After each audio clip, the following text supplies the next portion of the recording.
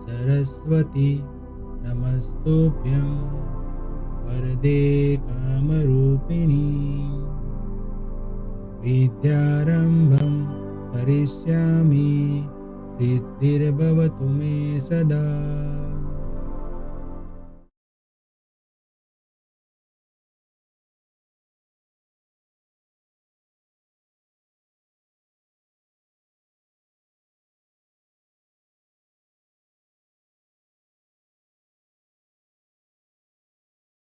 Hello everyone, welcome to Mantra e learning. Working capital management का आज lecture number 5 देखेंगे हम, और आज का टॉपिक हमारा इस लेक्चर में है adequacy of working capital. Working capital के बारे में हमने आगे बहुत कुछ सीखा है, और आज का भी ये टॉपिक जो है वो बहुत ही इम्पोर्टेंट है, जो मैं प्रैक्टिकल क्वेश्चन सोल्व करने में बहुत ही हेल्प करेगा। तो चलिए आइए सीखते हैं आज एडिक्वेसी ऑफ वर्किंग कैपिटल।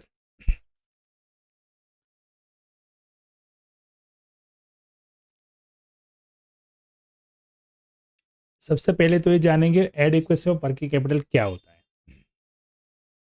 हमने इससे पहले पढ़ा और आगे ये जाना कि वर्किंग कैपिटल मैनेजमेंट, उसके कुछ प्रिंसिपल थे, 4 प्रिंसिपल हमने देखे। वर्किंग कैपिटल मैनेजमेंट की इम्पोर्टेंस क्या है, और वर्किंग कैपिटल मैनेजमेंट के अंदर हमें क्या क्या प्रॉब्लम्स फेस करने पड़ते हैं। तो उस सबके जो भी हमने वर्किंग कैपिटल मैनेजमेंट अब करने जा रहे हैं, वर्किंग कैपिटल रिक्वायरमेंट कितनी वो जानने हम जा रहे हैं, तो ये एक कंसेप्ट जो है वो बहुत ही इंपॉर्टेंट है। उसे हमें जाने बिना आगे हम इजीली कैलकुलेशन नहीं कर पाएंगे। So the decision as to the adequacy of working capital is complicated and yet a very important decision. Means यहाँ पे एडिक्वेसी वर्किंग कैपिटल का मीनिंग ये होता है कि हमें जो भी वर्किंग कैपिटल की रिक्वायरमेंट है वो उतनी ही होनी चाहिए, ना ज़्यादा ना कम। अगर ज़्यादा अमाउंट आ गई हमारे पास और उतना फंड हम कहीं से भी ला के रख दिए, हालांकि उसकी ज़रूरत नहीं है उतना बिजनेस में, तो वो जो फंड एक्स्ट्रा पड़ा हुआ है उसकी कुछ ना कुछ कॉस्ट है जो कहीं ना कहीं प्रोडक्ट की कॉस्ट में ऐड हो जाती है। और अगर कम रख दिया तो कम रखने से क्या होगा, जो बिजनेस की जो प्रोडक्शन एक्टिविटी है, बिजनेस की जो प्रोसेस है, वो स्मूथली नहीं चल पाएगी। तो दोनों तरफ नुकसान है। तो एडिक्वेसी वर्किंग कैपिटल का ये एक बहुत ही अच्छा कंसेप्ट है जो हमें एक इम्पॉर्टेंट डिसीजन लेने में हेल्प करता है। वर्किंग कैपिटल रिक्वायरमेंट कितनी रखनी है, और एडिक्वेसी वर्किंग कैपिटल का मीनिंग ही यही होता है, ना ज़्यादा ना कम, जितनी ज़रूरत है उतनी ही। ठीक है। Working capital is the lifeblood of all types of enterprises, like manufacturing, trading, services, all the way businesses, all the entities. हम ऐसा बोल सकते हैं कि अब यहाँ पे मॉडर्न टाइम के अंदर हम देखे जाए तो not only manufacturing but all types of business enterprises as life blood is working capital. It is the base of all activities of business enterprise, क्योंकि ये बिजनेस की हर एक एक्टिविटी का बेस है। Adequacy working capital provides psychological satisfaction and relief to the management. हमने एक बार एक ऐसी कैपिटल का डिसीजन ले लिया कि वर्किंग कैपिटल रिक्वायरमेंट कितनी है और एडिक्वेसी वर्किंग कैपिटल इतनी है, सो ये साइकोलॉजिकल सेटिस्फेक्शन देता है बिजनेस के मैनेजमेंट को, ताकि उसको अभी कोई माइंडली ट्रेस नहीं है, कोई टेंशन नहीं है कि भाई इसका पेमेंट आया तो अभी मेरे पास फंड है या नहीं है, वो होगा ही और टाइमली पेमेंट भी हो ही जाएगा, ताकि सप्लायर का ट्रस्ट हम जीत सकेंगे, उससे क्रेडिट पॉलिसी ज़्यादा मांग सकेंगे। बैंक को जब हम हमारे फाइनेंशियल स्टेटमेंट शो करेंगे तो वहाँ पे भी हमारी फाइनेंशियल जो है स्ट्रेंथ दिखेगी। तो ये सब जो है वो एक साइकोलॉजिकल सेटिस्फेक्शन देता है मैनेजमेंट को। Only those enterprise which have adequate working capital can survive in times of depression. ये बहुत ही बड़ा पॉइंट है। जब डिप्रेशन का टाइम आता है, मतलब मंदी का जब टाइम आता है, तब ऐसे ही बिजनेस एंटरप्राइजेस जो है वो सर्वाइव कर सकते हैं जिसकी वर्किंग कैपिटल जो है वो एडिक्वेट होगी, मतलब उसको जितनी ज़रूरत है उतनी ही होगी, एडिक्वेट वर्किंग कैपिटल होगी, वही बिजनेस एंटरप्राइज जो है वो सर्वाइव कर पाएंगे। क्यों? क्योंकि उन्होंने एडवांस एक डिसीजन ले रखा है और एडवांस एक प्लानिंग है उनका कि हमें इतनी ही कैपिटल चाहिए, और उसका प्लानिंग के हिसाब से उसका वो जो भी फंड है वो अरेंज किया हुआ है। तो उसको कुछ फ़र्क नहीं पड़ता है, अगर तेज़ी आती है, अगर मंदी आती है, वो अपने हिसाब से अपनी जो प्रोसेस है वो स्मूथली आराम से चला सकते हैं। तो यहाँ पे एक ये भी पॉइंट है जो बहुत ही इम्पोर्टेंट है इस कंसेप्ट को समझने के लिए। It has been observed that number of business units were failed due to inefficient management of working capital.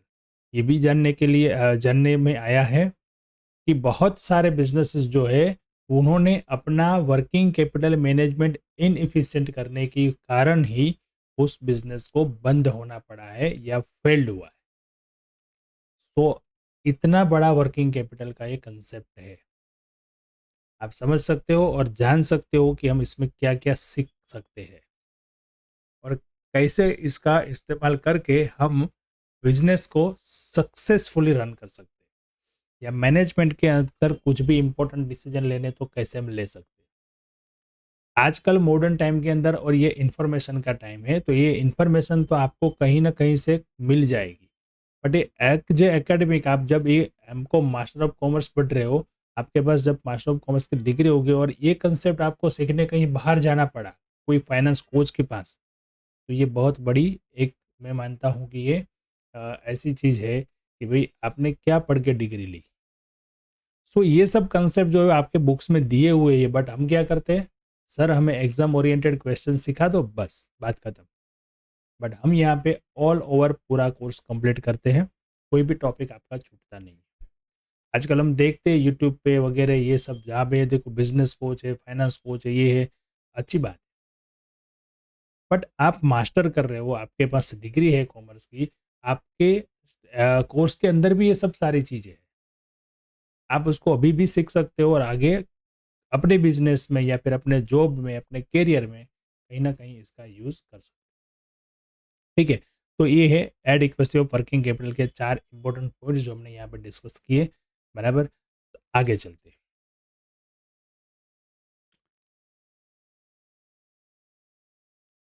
Following are adverse consequence of the adequacy of working capital. तो कुछ अच्छे पॉइंट्स तो हमने देखे, कुछ नेगेटिव पॉइंट्स भी है जो एडिक्वेसी ऑफ वर्किंग कैपिटल के लिए हमें जानने जरूरी है। It becomes difficult for the firm to undertake profitable projects for non availability of working capital. अगर फर्म ने एक बार डिसाइड कर लिया कि हमें इतना ही वर्किंग कैपिटल रखना है और उस हिसाब से उसके बजट के हिसाब से वो बिजनेस रन कर रहे हैं, तो कहीं कभार ऐसा होता है कि हमें कुछ प्रॉफिटेबल प्रोजेक्ट्स जो होते हैं वो हम एक्सेप्ट नहीं कर सकते due to non availability of working capital. हमने एक अमाउंट डिसाइड कर दिया कि हम इससे ज़्यादा वर्किंग कैपिटल नहीं रखेंगे, इससे कम भी नहीं रखेंगे, बट कोई प्रोजेक्ट हमारे पास ऐसा आता है जो प्रॉफिटेबल है और उसके लिए हमें एक्स्ट्रा वर्किंग कैपिटल की रिक्वायरमेंट है, जो हमारी एडिक्वेसी वर्किंग कैपिटल हमने जो डिसाइड किया उससे ज़्यादा है, तो हम वो प्रोजेक्ट एक्सेप्ट नहीं कर सकते। ये उसका एक एडवर्स कॉन्सिक्वेंस है। It becomes difficult to implement operating plans and achieve the firms for profit target. कभी कभी ये डिफिकल्ट बन जाता है इम्प्लीमेंट ऑपरेटिंग प्लान्स और achieve the firms profit target. Adequate working capital के हिसाब से ये भी हो सकता है कि हम एकदम जो है वो चिपेस्ट वे में जाते हैं, चिपेस्ट वे में कि कम से कम वर्किंग कैपिटल की रिक्वायरमेंट रहे, ऐसा वो कुछ प्रोसेस करते हैं, ऐसा कुछ प्लान करते हैं।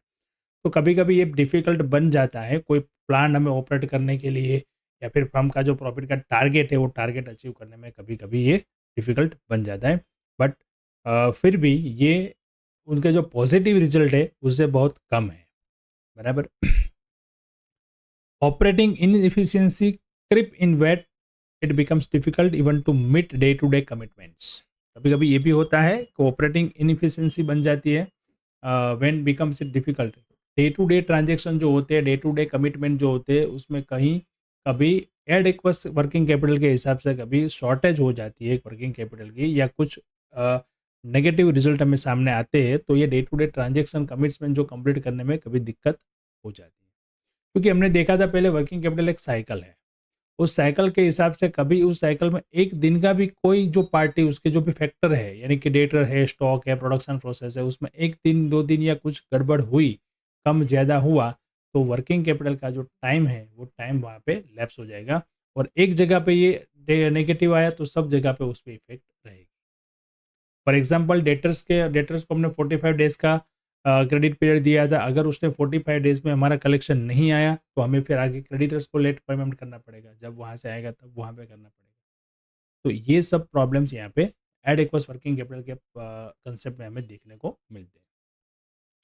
Fix asset are not efficiently utilise for the lack of working capital funds. देखो, एडेक्वसी वर्किंग कैपिटल का मीनिंग ये नहीं है कि आप कम से कम वर्किंग कैपिटल रखो या वर्किंग कैपिटल की शॉर्टेज रखो, ये नहीं है। ये इसका मीनिंग ये है कि आप जो एक बार वर्किंग कैपिटल का रिक्वायरमेंट आप डिसाइड करते हो उसी हिसाब से वर्किंग कैपिटल रखो, ना उससे ज़्यादा ना उससे कम।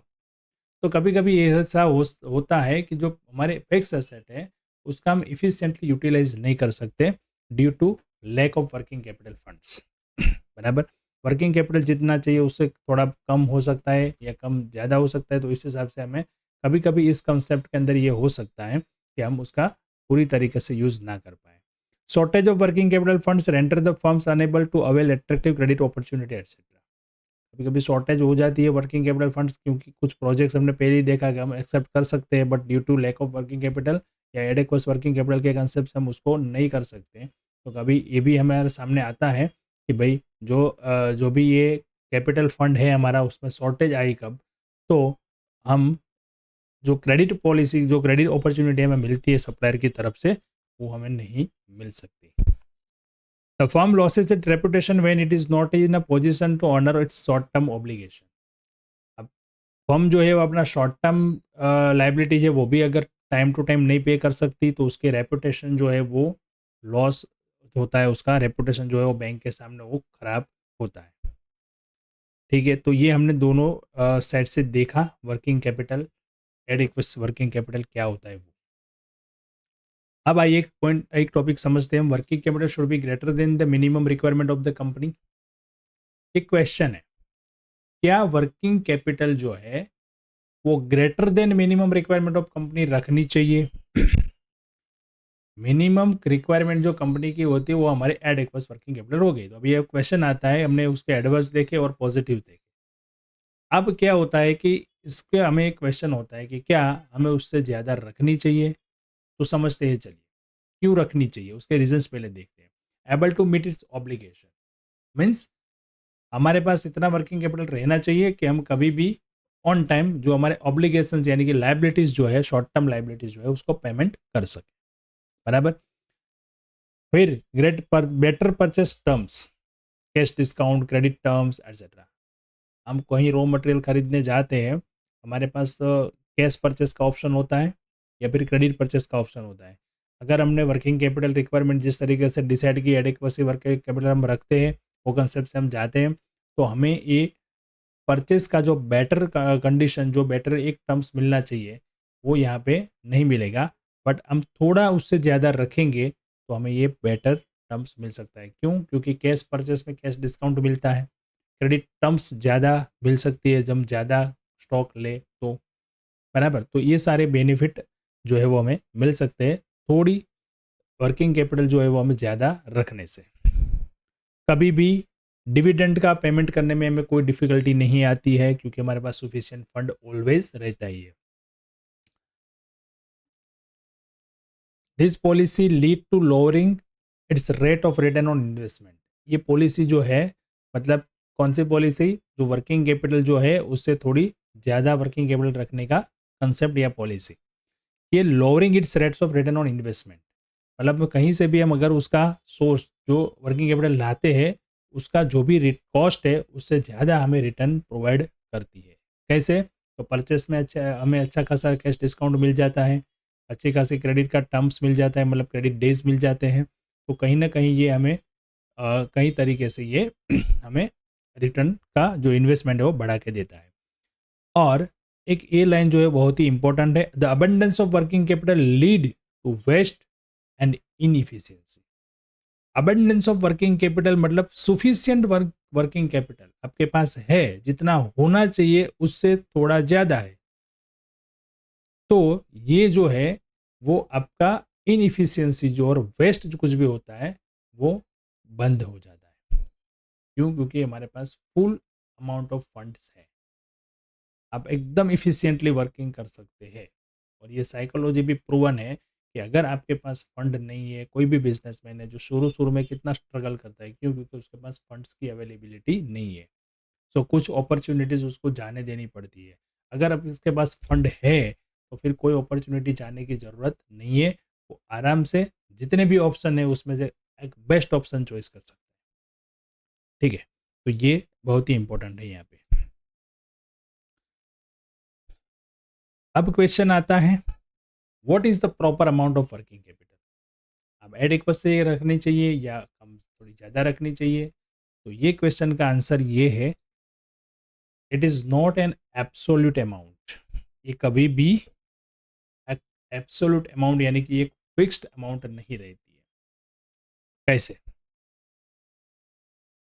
It depends upon the needs and circumstances available in the company. इसका मतलब ये हुआ कि हमने एक बार working capital amount requirement decide कर ली तो वो सफिशिएंट नहीं है। It depends upon needs and circumstances available in the company. और ये शॉर्ट टर्म का इन्वेस्टमेंट है, शॉर्ट टर्म के लिए हमें करना है, तो ये वेरी होती है पीरियड्स के हिसाब से, monthly, quarterly, half yearly, annually. वो डिपेंड करता है कंपनी की सिचुएशन पे और कंपनी के नीड्स पे। तो यहाँ पे हम कुछ अप्रोचेस पढ़ेंगे, वो अप्रोचेस से हमें पता चलेगा कि हमें कितनी अमाउंट रखनी चाहिए वर्किंग कैपिटल की, जो कौन सी सिचुएशन में क्या डिसीजन लेना चाहिए। तो एक है conservative approach. As per this approach the proportion of current asset and current liability should be kept at 2:1। इसका मतलब ये है कि ये अप्रोच हमें ऐसा ये दिखाता है कि हमें जो है वो एसेट हमारी जो है वो लाइबिलिटी से हमेशा डबल रखनी है। यानी कि हमारी लाइबिलिटी जो है वो 1 है तो एसेट हमारी 2 होनी चाहिए। यानी करंट एसेट जो है वो ज़्यादा रखनी है और इससे 50% ही हमारी करंट लाइबिलिटी रखनी है। द लिमिटेशन, तो एक लिमिटेशन है इस अप्रोच का। The limitation of this approach is that it suggest only quantitative measures. मतलब 2:1 तो डबल रखना है, एक मेजरेबल हमें एक फिगर का एक अमाउंट हमें यहाँ पे दे सकता है। ये इसकी एक लिमिटेशन है। कैसे लिमिटेशन है ये मेजर जो देता है वो? तो द करंट एसेट कंटेन्स, देखो करंट एसेट में क्या क्या आता है? स्टॉक, नॉट मूविंग फास्ट और receivable which are not collectible. The amount of current asset has no meaning. तो यहाँ पे हम ये कह सकते हैं कि जो करंट एसेट के अंदर स्टॉक आता है और स्टॉक जो होता है वो नॉट मूविंग फास्ट, तो जल्दी से कैश में कन्वर्ट नहीं होता, इसलिए हम उसको बोलते हैं नॉट मूविंग फास्ट। और receivable which are not collectible, debtors की बात करते हैं रिसीवेबल मतलब, और विच आर नॉट कलेक्टिबल मतलब उसको पीरियड तो हमें दिया है, क्रेडिट पॉलिसी भी हमारी है, बट वो टाइम के अंदर भी कुछ ना कुछ आगे पीछे चलता रहता है। So the amount of current asset has no meaning, इसका कोई मीनिंग नहीं है। सो ये इसकी एक लिमिटेशन है। The present world no company maintain this ratio. और दूसरा ये भी है, ये आइडल है इस अप्रोच के हिसाब से, बट प्रेजेंट हम मॉडर्न टाइम में अभी देखने जाए तो कोई भी कंपनी ये रेशियो मेंटेन नहीं करती है या नहीं कर सकती है, ऐसा हम कह सकते हैं। It's is hardly 1.40:1। इसका मतलब ये कि जो लाइबिलिटी है उसका 1.5 गुना ही हमारे पास असेट्स रहती है, 1.40 approx 1.50। So this is a conservative approach, बराबर। इस अप्रोच के हिसाब से हम देखें तो करंट एसेट करंट लाइबिलिटी का रेशियो हमें ये मेंटेन करना है, बट ये मेंटेन नहीं हो सकता, उसके रीजंस भी हमने यहाँ पे देखे। चलिए सेकंड अप्रोच जो देखते हैं वो है ऑब्जेक्टिव टेस्ट। अब ये क्या है ऑब्जेक्टिव टेस्ट? तो on the basis of the following question answer, हम यहाँ पे कुछ क्वेश्चन आंसर बताएंगे। It can be said whether working capital is adequate और नॉट। ये क्वेश्चन हमें बिजनेस को करना है या बिजनेस ओनर या मैनेजमेंट जो है वो अपने कंपनी के फाइनेंशियल मैनेजर से क्वेश्चन का आंसर लेंगे। This first question is whether the company is able to make cash purchase and can avail cash discount. क्या कंपनी के पास इतनी वर्किंग कैपिटल है कि अगर उसको कैश परचेस का ऑप्शन मिलता है और कैश डिस्काउंट मिलता है तो वो कैश परचेस कर सके? इतनी अगर वर्किंग कैपिटल उसके पास है तो हम बोल सकते हैं ये एडिक्वेट वर्किंग कैपिटल है। Second, whether the company has enough credit worthiness to get finance from bank easily as and when needed।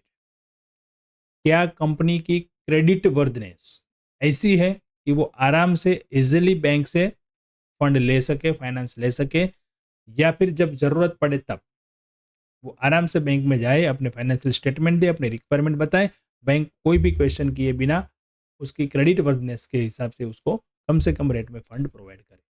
क्या ऐसी सिचुएशन है बिजनेस की? Number 3, whether the creditors allow enough credit on purchase. Creditors जो है वो ज़्यादा से ज़्यादा जो टर्म्स होता है क्रेडिट का वो हमें प्रोवाइड कर रहे हैं, इससे भी कंपनी का हमें पता चलता है। Weather the company experience and difficulty in paying dividends. Company को अगर डिविडेंड पेमेंट करने के अंदर डिफिकल्टी आ रही है या नहीं आ रही है। तो ये सारे जो 4 क्वेश्चन है वो एक ऑब्जेक्टिव टेस्ट है। अब ये चारों क्वेश्चन के जो आंसर हमें मिलेंगे उस हिसाब से हम तय कर पाएंगे कि जो वर्किंग कैपिटल है वो प्रॉपर है, यानी कि एडिक्विट है या नहीं है। अगर फर्स्ट वन क्वेश्चन जो है उसका आंसर यस है, सेकंड वाला भी यस है, थर्ड वाला भी यस है और फोर्थ वाला जो है वो नो है, तो हम बोल सकते हैं कि ये एडिक्विट कैपिटल है।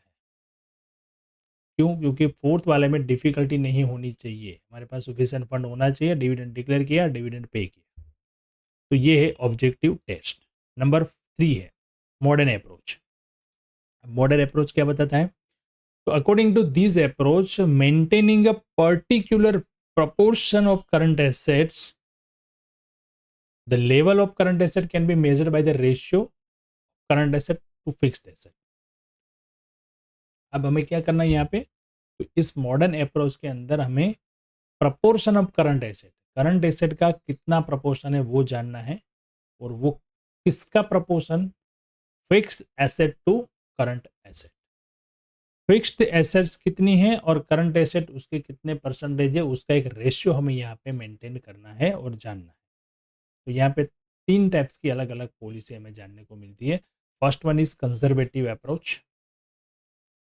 अब कंजर्वेटिव अप्रोच क्या बताता है? तो the high ratio of current asset, मतलब यहाँ पे हम फिक्स एसेट करंट एसेट का देखें तो इस अप्रोच के अंदर हमें ये पता चलता है और ये जानना है हमें कि करंट एसेट का रेशियो हाई होना चाहिए। It suggest liquidity and lower risk.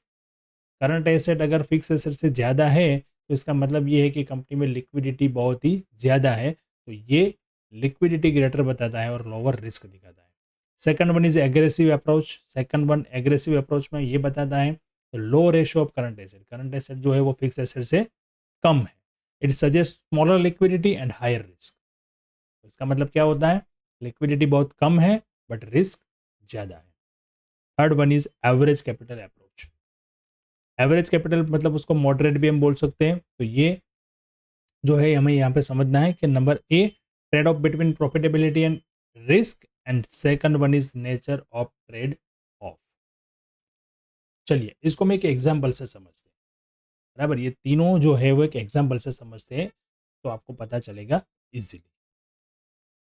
मैं एक एग्जांपल यहाँ पे रखता हूँ। सेल्स हमारा जो है वो 1 लाख यूनिट है और 20 लाख रुपीज़ है। अब ईबीआईटी यानी कि हमारा प्रॉफिट जो है बिफोर इंटरेस्ट एंड टैक्स वो है 2 लाख। फिक्स एसेट जो है वो 5 लाख और करंट एसेट जो है वो है 6 लाख, 5 लाख, 4 लाख। यहाँ पे करंट एसेट का ऑप्शन जो है ना वो हमें 3 टाइप्स में अलग अलग दिया है, ठीक है। क्यों? क्योंकि हमें फिक्स एसेट तो देखो फिक्स रहती है, करंट एसेट हमारे हाथ में हमें कितनी रखनी है कितनी नहीं रखनी है, यानी कि वो लिक्विडेड है।